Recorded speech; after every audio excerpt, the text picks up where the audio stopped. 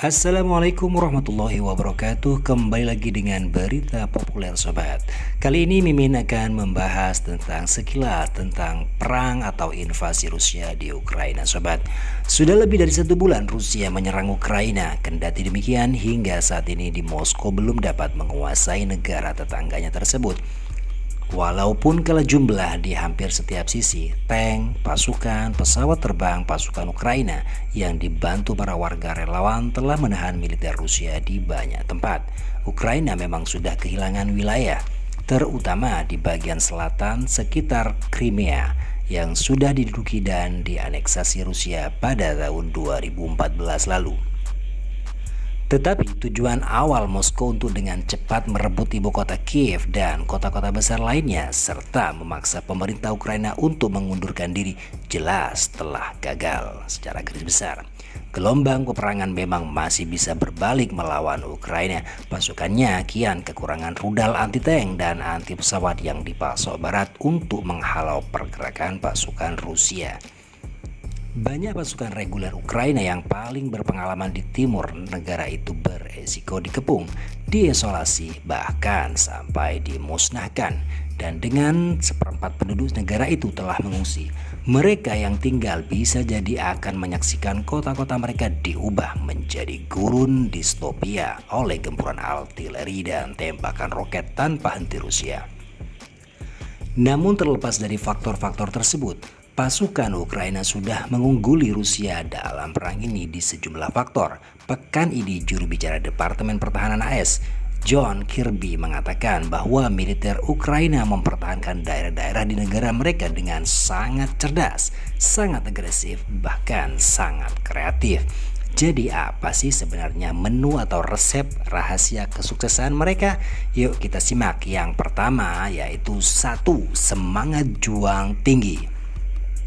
Kesiapan warga Ukraina untuk melakukan apapun yang mereka bisa demi mempertahankan negara mereka memungkinkan tentara profesional bertempur di medan perang tanpa khawatir. Apa perbedaan besar dalam semangat juang antara kedua pasukan? Ukraina berjuang untuk kelangsungan hidup negara mereka sebagai negara berdaulat. Sembari terkejut dengan pernyataan Putin bahwa Ukraina pada dasarnya hanyalah ciptaan Rusia, rakyat Ukraina mendukung pemerintah dan presiden mereka. Karena itu, warga yang tidak berpengalaman militer pun siap mengangkat senjata untuk mempertahankan kota-kota mereka meskipun harus menghadapi persenjataan Rusia yang sangat luar biasa itu. Beginilah cara orang berjuang untuk eksistensi mereka, kata Tom Volkes, ex-perwira Angkatan Darat Inggris di Jerman selama masa dingin. Ini adalah cara mereka membela tanah air dan keluarga mereka. Keberanian mereka mengejutkan sekaligus luar biasa. Dalam prakteknya, perlawanan warga telah membuat pasukan Ukraina leluasa bertempur di garis depan setelah mengetahui kota-kota mereka memiliki pertahanan yang bisa diandalkan. Sebaliknya, banyak tentara Rusia yang dikirim untuk berperang di Ukraina adalah wajib militer yang baru saja lulus dari sekolah. Mereka kebingungan dan kewalahan ketika mendapati diri mereka di zona perang padahal mereka mengira hanya akan menjalani latihan. Sebagian besar tentara Rusia hanya sedikit atau tidak sama sekali mempersiapkan diri untuk keganasan pertempuran yang mereka temui di medan perang. Ada beberapa laporan tentang desersi, kekurangan makanan, bahkan penjarahan. Poin kedua yaitu komando dan kontrol. Presiden Ukraina Volodymyr Zelensky dan pejabat-pejabat senior lainnya terang-terangan menunjukkan kepemimpinan mereka. Ekspektasi di awal perang tentang serangan cyber Rusia yang melumpuhkan komunikasi Ukraina tidak terjadi. Sebaliknya, Ukraina entah bagaimana berhasil mempertahankan koordinasi yang efektif antar medan perang, bahkan di tempat mereka kalah. Pemerintah Ukraina tetap di Kiev dan sangat terlihat dengan bahkan wakil Perdana Menterinya mengenakan kaos model kaki saat berbicara kepada rakyat dengan latar lambang pemerintah. Sebaliknya, tentara Rusia tampaknya tidak punya kepemimpinan yang terpadu dengan sedikit koordinasi antara medan-medan perang yang terpisah. Ini kemungkinan besar berdampak negatif pada semangat juang pasukan Rusia. Banyak orang bilang laporan kematian atas setidaknya 5 jenderal Rusia. Sebagian akibat mereka harus mendekati medan pertempuran untuk menggerakkan pasukannya supaya tidak mandek. Pada tentara golongan bintara yaitu kopral dan sersan, doktrin militer Rusia hampir sama sekali tidak memungkinkan adanya inisiatif dengan jajaran bawahan selalu menunggu perintah dari atas. Profesor Michael Clark, seorang pakar militer di King's College London, mengatakan bintara Rusia dilanda korupsi dan inefisiensi dan sangat tidak populer di antara pasukan mereka sendiri. Yang ketiga, sobat, taktik solid.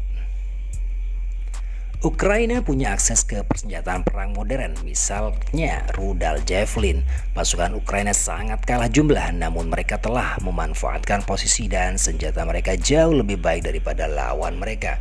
Sementara Rusia cenderung memusatkan pasukan mereka dalam barisan kendaraan lapis baja yang lambat dan berat. Seringkali berkerumun berdekatan, Ukraina berhasil melakukan taktik tabrak lari yang dieksekusi dengan baik, menyelinap dan menembakkan rudal anti-tank, kemudian menghilang sebelum Rusia dapat membalas tembakan tersebut. Sebelum invasi, pelatih militer NATO dari AS, Inggris, dan Kanada menghabiskan waktu lama di Ukraina, mengajarkan pasukannya taktik-taktik terbaru perang defensif dan cara-cara memanfaatkan sistem rudal canggih seperti Javelin atau senjata anti-tank Enlaw yang dirancang Swedia atau versi terbaru dari rudal anti pesawat Stinger. Ukraina jauh lebih cerdik daripada Rusia, kata Prof. Clark, karena mereka telah melawan dengan sesuatu yang lebih mirip dengan operasi senjata gabungan, sedangkan Rusia belum. Maksudnya adalah mereka telah memanfaatkan sepenuhnya semua alat militer yang mereka miliki, seperti drone, artileri, infanteri, tank, dan perang elektronik. Ketika digabungkan semua aspek perangan yang berbeda ini dapat menciptakan efek eksponensial yang jauh lebih besar daripada jumlah bagian-bagiannya. Ahli strategi militer lainnya, Justin Crum, kepala lembaga konsultasi intelijen Sibelian, mengatakan Ukraina telah sangat mahir dalam mencari titik-titik rentan dalam formasi Rusia dan menyerang mereka dengan keras. Ukraina menggunakan taktik yang sangat efektif, katanya, termasuk menyasar titik-titik lemah Rusia seperti konvoi pasokan, menggunakan sistem senjata yang dipasok NATO secara efektif terhadap target presisi, dan berimprovisasi bila diperlukan. Meskipun sulit untuk mendapatkan gambaran akurat tentang jumlah korban jiwa, bahkan perkiraan konservatif dari Pentagon menyatakan kematian di pihak Rusia sudah mencapai lebih dari 7.000 orang. Itu hampir setengah dari jumlah pasukan di Uni Soviet yang mati dalam 10 tahun pertempuran di Afghanistan, dan ini baru 1 bulan peperangan. Tom Volkes juga punya penjelasan mengapa begitu banyak jenderal Rusia terbunuh di garis depan. Ini terdengar bagi saya seperti operasi penembak jitu yang terencana dan sangat sukses yang dapat mengikis struktur komando Rusia. Yang keempat yaitu perang informasi. Kemudian ada perang informasi yang dimenangkan telak oleh Ukraina di hampir seluruh dunia meskipun tidak di Rusia. Tempat Kremlin masih mengontrol akses ke sebagian besar media.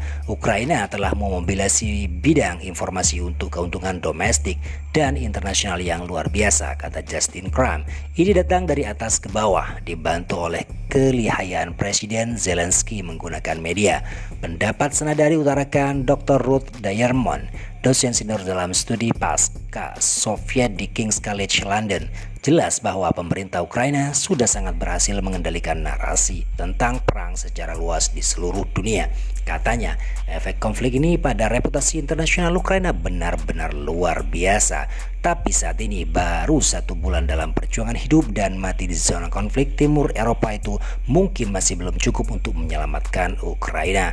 Kekuatan jumlah tentara Rusia dengan segala kekurangannya tetap tidak menguntungkan Ukraina. Jika pasokan sistem senjata defensif dari Barat itu tidak berlanjut, maka negara yang terkepung ini tidak akan bisa bertahan lama atau dalam tanda kutip akan hancur lebur. Oke sobat, sekian dari kami Berita Populer. Assalamualaikum warahmatullahi wabarakatuh.